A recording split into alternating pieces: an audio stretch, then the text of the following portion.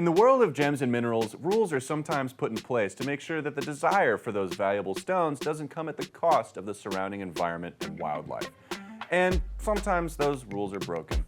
Today, we're going to talk about some of these illicit mining activities and the measures taken to keep things legal. We can't talk about heavily regulated gems without bringing up ivory. Even though it's considered semi-precious, it's probably the best known of all these legally protected materials. The clash between the ivory trade and conservation efforts really began in the 1970s and the Convention on International Trade in Endangered Species of Wild Fauna and Flora. CITES regulations were created to protect the Asian and African elephants that were being killed for their ivory tusks. They were hunted so ruthlessly that extinction seemed likely within a decade or two. Though elephants aren't native to North America, the US is the second largest ivory market in the world. So, in a 2013 trip to Tanzania, President Obama made an executive order that resulted in a nearly complete ban on the trade of ivory into the United States.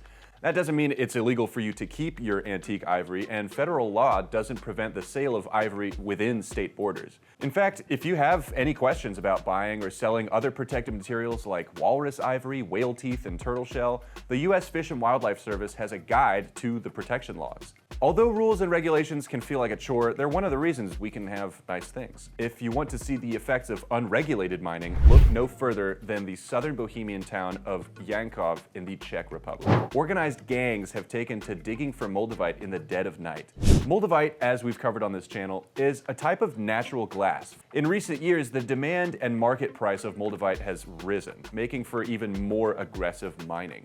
These guys will spend a week camping out and digging for Moldavite and then disappear for a while, presumably selling their haul somewhere before returning for more Moldavite, and the impact on the landscape is devastating. Holes dug as deep as 4 meters fill with rainwater and mud, and trees get uprooted. Law enforcement have begun using police dogs, which can smell the diggers from several hundred meters away, and they turn off their flashlights and radios in an effort to catch these miners in the dead of night. But here's the problem. Unless you're caught red-handed with Moldavite falling out of your pockets, there isn't much the cops can do to you. The act of digging is merely a misdemeanor, meaning these rockhounds can pretty much dig without fear.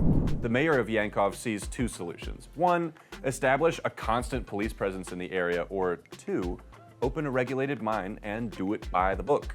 Go get that valuable Moldavite, just not at the expense of trashing the landscape. Speaking of trashing the landscape, we have one more story coming from a land famous for its colored gems, India. In the southwest region of the country lies the Pati Ghat Reserve Forest, a protected area of land that no one is allowed to enter, not even cattle. The only individuals permitted access are the forest department staff and the local wildlife. Despite this, smugglers have been coming in and stripping the area of its precious gems right under the noses of the forest department staff. They then turn around and sell them to luxury hotels and spas and jewelry shops. But if the forest is off limits, how are they getting away with it? Many suspect that a lot of the forest department are turning a blind eye to the diggers' activity, and believe me, it is a very, very blind eye. You don't need to be a world-class detective to notice signs of illegal activity. In this heavily wooded area, pits are dug up and filled with mud, which is then sieved for precious stones, usually red ones resembling ruby or other corundums, or any of the myriad colored gems that India is famous for. These pits are sometimes literally a few meters away from forest department tents. Not to mention the ropes, pulleys, digging tools, and cooking utensils that have been found as well. All evidence that they very likely camped in the forest overnight. And you're telling me the forest department didn't notice their new neighbors? I'm with the locals on this one.